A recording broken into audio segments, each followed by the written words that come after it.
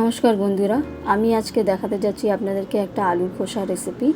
আলু ছুলে যে খোসাগুলি বেরিয়েছিল সেগুলোকে আমি একটু জলে ভিজিয়ে রেখেছি এবং ভালোভাবে ধুয়ে এটাকে কুচিয়ে রেখেছি। আর তার সঙ্গে একটা বড় সাইজের পেঁয়াজ কুচি আর কিছু কাঁচা লঙ্কা চিড়ে রেখে দিয়েছি। এবার আমি ফ্রাইং প্যানে 2 চামচের মতন সর্ষের তেল দিয়ে একটা তেজপাতা 2 টুকরো করে দিয়েছি এবং একটা শুকনো লঙ্কা 2 টুকরো করে দিয়েছি। আর তার সঙ্গে হাফ চামচের মতন কালো জিরা দিয়ে দিয়েছি। দিয়ে এটাকে একটু ভাজা ভাজা করার পরে এর মধ্যে পেঁয়াজ কুচি আর কাঁচা লঙ্কা দিয়ে দিয়েছি। দিয়ে এবার এটুকু ভালোভাবে লাল লাল করে ভেজে নেব।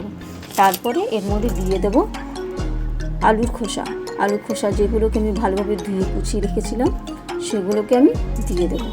আপনারা এর সঙ্গে লাউয়ের যে খোসাগুলি থাকে সেগুলো কুচি কুচি করে দিতে পারেন।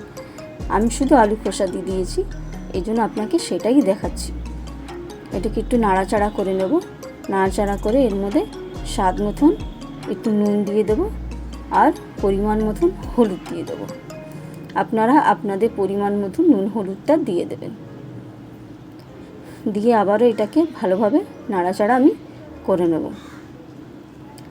আপনারা অবশ্যই এটাকে একবার বাড়িতে ট্রাই করবেন। আর আপনাদের যদি ভালো লাগে, ভালো মন্দ যাই লাগুক, আপনারা লাইক শেয়ার কমেন্ট করবেন। কমেন্টে কিন্তু অবশ্যই আমাকে জানাবেন আপনাদের কেমন লাগলো। এটা আমার মার রেসিপি, আমি খেতে খুব ভালোবাসি, তাই আপনাদের সঙ্গে শেয়ার করলাম। খুব বেশি সময় লাগে না এবং কষ্টও লাগে না, খুব তাড়াতাড়ি এটা তৈরিও হয়ে যায়। আর এটা আপনি গরম ভাতে বা গরম রুটি দিয়ে খেতে পারবেন। তো আপনারা অবশ্যই ট্রাই করবেন। আবার ট্রাই করে আমাকে কিন্তু অবশ্যই জানাবেন আপনাদের কেমন লাগলো। আর এটাকে এবার আমি ঢাকা দিয়ে দেব। ঢাকা দিয়ে আমি গ্যাসটাকে সিমে করে দেব। আর এইভাবে সিমে রেখেই আমি এটাকে ভেজে নেব। আর আপনারা কি করে বুঝবেন কি খোসাগুলি সেদ্ধ হয়ে গেছে?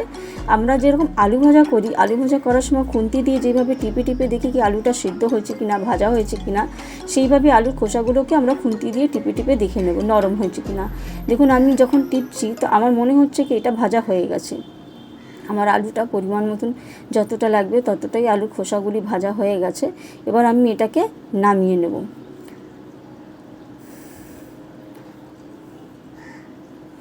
দেখুন নামিয়ে বাটিতে দেখাচ্ছি কেমন লাগছে। আমার তো খুব ভালো লাগছে। আজ এই অবধি, বাই। এবার নেক্সট ভিডিওতে দেখা হবে।